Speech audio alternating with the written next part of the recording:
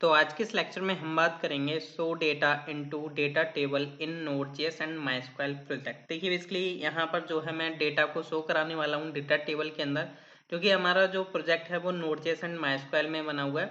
और यहाँ पर मैं आपको बता दूँ डेटा टेबल है क्या। बेसिकली डेटा टेबल में आपको काफ़ी सारी फंक्शनलिटी मिल जाती है। जस्ट आपको टेबल में डेटा को बेसिकली लूप लगा करके शो कराना होता है और बाकी सर्चिंग, पेजिनेशन एंड सॉर्टिंग सब कुछ आपको ऑटोमेटिकली मिल जाता है। तो चलिए विदाउट वेस्टिंग टाइम मैं जो है स्टार्ट कर लेता हूँ। तो देखिए यहाँ पर अगर आप देखो तो मेरी डेटाबेस है एक नोड अंडरस्कोर डीबी करके, जिसमें एक यूजर्स नाम का बेसिकली टेबल बना हुआ है, जिसमें आपको दिखाई दे रहा होगा यहाँ पर 12 रिकॉर्ड्स हैं, मीन्स 12 रोज का बेसिकली यहाँ पर डेटा है जो कि आपको दिखाई दे रहा है। तो डेटा टेबल में क्या होता है, पर पेज पर क्या होता है, बेसिकली 10 रिकॉर्ड्स आपके शो होते हैं। तो यहाँ पर हमारे पास 12 हैं, तो मतलब 2 पेज तो होंगे ही हमारे पास। तो यहाँ पर देखिए मैं आपको एग्जांपल दे रहा हूँ जो कि यहाँ पर आपको दिखाई दे रहा है। अभी ये मैंने जो है ऑलरेडी कोड बना करके रखा हुआ है, इसको आप डाउनलोड कर सकते हो डिस्क्रिप्शन में। और मैं यहाँ पर आपको कोड भी समझाऊंगा, अगर जिसको कोड समझना है तो वो इस लेक्चर को देख सकता है, वरना आप लीव कर सकते हो, कोड ले जा करके अपना यूज़ कर सकते हो जो भी आपको यूज़ करना है। तो देखिए यहाँ पर मैं आपको जस्ट रेफरेंस कर लेता हूँ। पेजिनेशन आपको देखने को मिल जाती है, जैसे 10 है यहाँ पर, जैसे अभी 10 रिकॉर्ड्स आ रहे हैं और यहाँ से जैसे मैं 25 करता हूँ तो यहाँ पर मेरे 12 रिकॉर्ड्स टोटल हो चुके हैं, बाकी 25 का बिजली चलेगा यहाँ पर। जैसे अब मैंने 10 कर दिया, यहाँ पर आपको सर्चिंग मिल जाती है। जैसे लाइक मान के चलो मैं कोई पर्टिकुलर सर्च करता हूँ लाइक सुमन करके, जैसे लाइक आप देख पा रहे हो सुमन पर्टिकुलर आ चुका है। अब यहाँ पर ये जो सर्चिंग है वो आपके नेम, ईमेल, मोबाइल पर भी चलेगी। लाइक हम यहाँ पर @gmail.com डालूंगा ना तो ये सभी पर चल रहा है। जैसे मैंने पर्टिकुलर डाल दिया लाइक अक्षय, लाइक यहाँ पर मैं जो है अक्षय देख सकते हो यहाँ पर आ चुका है। बाकी मैं इसको हटाता हूँ क्योंकि ऐसा कोई मेल एग्जिस्ट नहीं करता। अब जैसे नंबर पर हम बात करें तो लाइक 1 2 3 यहाँ पर देख सकते हो, इसमें जो है एग्जिस्ट करता है 1 2 3, इसलिए यहाँ पर जो है आ पा रहा है।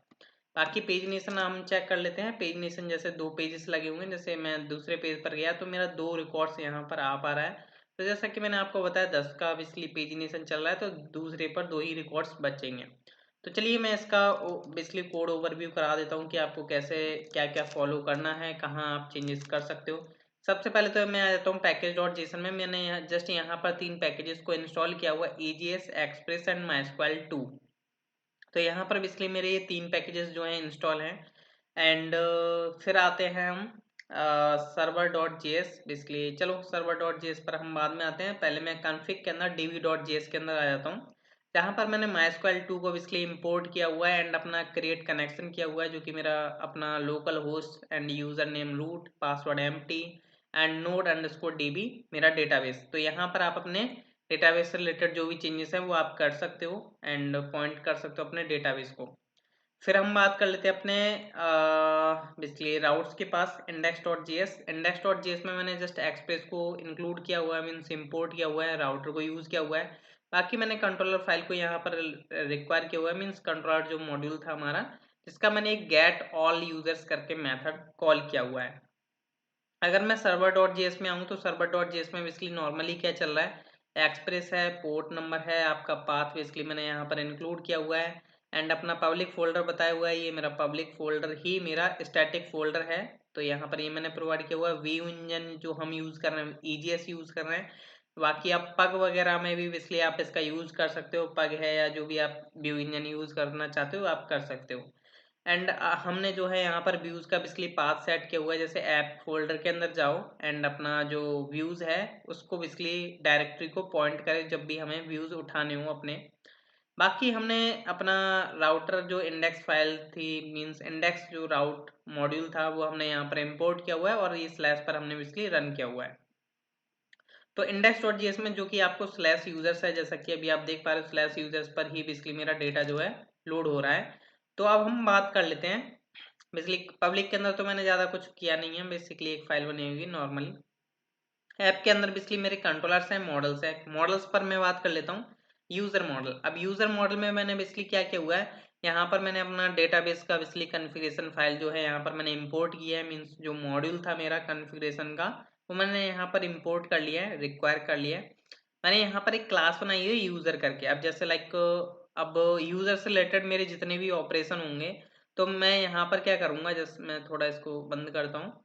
तो यहाँ पर मैंने क्या किया हुआ है, एक स्टैटिक मेथड बनाया हुआ है गेट ऑल यूजर्स करके। तो मैं क्या करूँगा, जब भी मेरे को इस क्लास का बेसिकली जैसे मैंने एक्सपोर्ट किया हुआ, कहीं पर भी मैं इस क्लास को यूज़ करूँगा तो जस्ट डॉट लगाऊंगा और मैं गेट ऑल यूजर मेथड को यूज़ कर पाऊंगा। मेरे को उसका ऑब्जेक्ट बनाने की ज़रूरत नहीं है, इसलिए यहाँ पर जो है मैंने स्टैटिक मेथड बनाया हुआ है। अभी ये जो स्टैटिक मेथड है वो बेसिकली कर क्या रहा है, गेट ऑल यूजर्स मीन्स सभी यूजर्स को गेट करने का काम कर रहा है। तो यहाँ पर मैंने प्रॉमिस को यूज़ किया हुआ है, रिजॉल्व एंड रिजेक्ट। अगर कोई एरर आती है तो जस्ट हम रिजेक्ट सेंड करेंगे, वरना हम रिजॉल्व में अपना डेटा रिजल्ट जो है वो सेंड कर देंगे। सेलेक्ट स्टार फ्रॉम यूजर्स, जो कि हमने इसलिए क्वेरी ऐड की हुई है, means select star from users normally बात है कि यूजर्स से सारे का सारा डेटा लेकर के आओ। अगर कोई एरर होती है तो रिजेक्ट चलेगा, वरना रिजॉल्व तो आपका चलने वाला है। तो हमने जस्ट यहाँ पर एक मेथड बना दिया गेट ऑल यूजर्स करके। तो जब भी कोई user dot get all users call करेगा तो उसे सारे के सारे यूजर्स जो है एज अ रिटर्न होकर के मिल जाएंगे उसको एज अ डॉक्यूमेंट्स। तो यहाँ पर इसलिए अब हमें क्या करना है कि तो अभी हमारा मॉडल हो चुका है। अब हम आ जाते हैं अपने कंट्रोलर के पास। तो कंट्रोलर अब क्या करता है, कंट्रोलर बेसिकली अपने मॉडल को इंपोर्ट करता है, यहाँ पर बेसिकली रिक्वायर करता है मॉडल को। देन हम क्या करते हैं, जो हमारा बेसिकली यूजर मॉडल था, अभी मैं उस जिसमें बात कर रहा था कि बेसिकली वहाँ पर प्रॉमिस वगैरह रिटर्न हो रहा था, हमने क्लास बनाई थी यूजर क्लास, उसके अंदर गेट ऑल यूजर्स करके मेथड था। तो ये बेसिकली हमारा एक मेथड है जो कि बेसिकली राउट से कॉल हो रहा है, जो कि हमारा है index.js, जो कि आप देख पा रहे हो गेट ऑल यूजर्स। ये वो मेथड नहीं है जो मॉडल के अंदर एग्जिस्ट कर रहा था, ये ओनली इसका मॉड्यूल है। यूजर कंट्रोलर मॉड्यूल का बेसिकली एक मेथड है एक्स गेट ऑल यूजर्स करके, जिसको हमें एक्सपोर्ट करना है। तो रिक्वेस्ट एंड रेस्पॉन्स हमने यहाँ पर लिया। तो अब हम क्या कर रहे हैं, यूजर, तो स्टैटिक मेथड था हमारा गेट ऑल यूजर्स, तो हमने क्या किया, डॉट लगा करके गेट ऑल यूजर्स मेथड को कॉल किया। तो जो भी हमारा रिजल्ट आया वो हमने प्रॉमिस बेसिकली आया था, तो हमें वेट करना पड़ेगा, तो हमने अवेट यूज किया। बाकी हमारा यूजर्स में डेटा आ चुका है। तो जस्ट हमने क्या किया, इसको रेंडर करा दिया अपने बेसिकली व्यू पर, जो कि अपना यूजर्स। तो यूजर्स व्यू पर हमने अपना यूजर्स का डेटा लोड करा दिया। तो अब हम चलते हैं अपने व्यू के पास।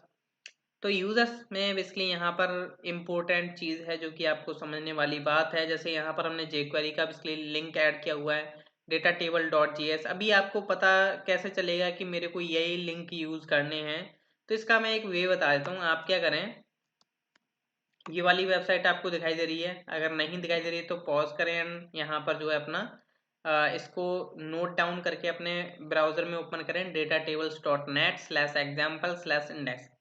तो जब भी आप आओगे तो यहाँ पर ना आपको jQuery सिलेक्टेड नहीं मिलेगा, तो आपको यहाँ पर मिलेगा vanilla JS। तो यहाँ पर आप jQuery को सिलेक्ट कर लीजिएगा, क्योंकि आपको jQuery के साथ वर्क करना है, जिसको वनीला के साथ वर्क करना है वो कर सकता है। तो यहाँ पर देख सकते हो ये आपके ना काफ़ी सारे एग्जाम्पल्स हैं, जैसा कि आप देख पा रहे हो। मैंने आई थिंक इसमें जो है ये या ये वाला यूज़ किया है या ये वाला यूज़ किया है, इनमें से कोई मैंने एक यूज़ किया है। लाइक मैं दिखा भी देता हूँ, जैसे मैं यहाँ पर गया तो यहाँ पर देखोगे आपको एक एग्जाम्पल देखने को मिल रहा है, जो कि सेम एग्जाम्पल है जो कि मैंने यूज़ किया था। तो यहाँ पर अब आपको एग्जाम्पल तो देखने को मिल जाता है, फिर आपको क्या करना है, यहाँ पर नीचे आना, जैसे जावास्क्रिप्ट का बेसिकली डेटा टेबल ये यूज़ करना है। हाँ, मैंने ये एग्जाम्पल यूज़ नहीं किया, मैंने दूसरा वाला यूज़ किया है। तो यहाँ पर जैसा कि अभी आपको मैं यहाँ पर दिखाऊँ, तो यहाँ पर जस्ट मैंने क्या किया हुआ है, एक डिव बनाया हुआ है जिसकी मैंने वर्थ वगैरह सेट कर दी है, मतलब थोड़ा डिजाइन वगैरह मैंने कर दिया सेट। बाकी H1 में यूज़र डेटा लिया है, इसका यूज़र टेबल ले लिया मैंने, आईडी। डिस्प्ले लगाना ज़रूरी है, जिससे कि थोड़ा ये जो आपको साइनिंग आ रही है ना, लाइक अगर मैं फर्स्ट पेज पर जाता हूँ, ये जो आपको साइनिंग आ रही है ग्रे कलर की, वो ये क्लास डिस्प्ले से ही आ रही है। बाकी हमने टी हेड बनाया अपना, और यहाँ पर अपना डेटा जो है हमने EGS व्यू इंजन के अंदर जो है हमने लोड करा दिया एज अ लूप। तो ये बेसिकली हमारा काम होता है, और सारा का सारा डेटा यहाँ पर लोड हो जाएगा। तो जब भी हमारा बेसिकली डेटा टेबल ये कॉल होगा तो यहाँ पर क्या होगा, बेसिकली आपका सिंपल आपका जो टेबल है वो कन्वर्ट हो जाएगा डेटा टेबल के अंदर। अगर आप इन लिंक्स को ऐड नहीं करोगे तो आपका काम खराब है। तो जो कि आपको लिंक्स जो हैं यहाँ से देखने को मिल रहे हैं, जैसे कि आप यहाँ से उठाएं, इनको कॉपी करें और यहाँ पर इस तरीके से डालें। मैंने भी कुछ इस तरीके से ही डाले हैं। बाकी HTML तो नॉर्मल है, HTML आप कर सकते हो अपने डिपेंड से, और CSS भी लिंक ऐड करना ज़रूरी है, जैसे मैंने भी यहाँ पर CSS लिंक ऐड किया है, तो ये भी ज़रूरी है। बाकी और कुछ नहीं है। बाकी आप इस वेबसाइट पर आकर के मल्टीपल तरीके से आप अपना डेटा टेबल क्रिएट कर सकते हो। तो आई होप आपको अंडरस्टैंड हो चुका होगा जो भी यहाँ पर लॉजिक था, और मिलते हैं हम नेक्स्ट लेक्चर्स में। So thank you.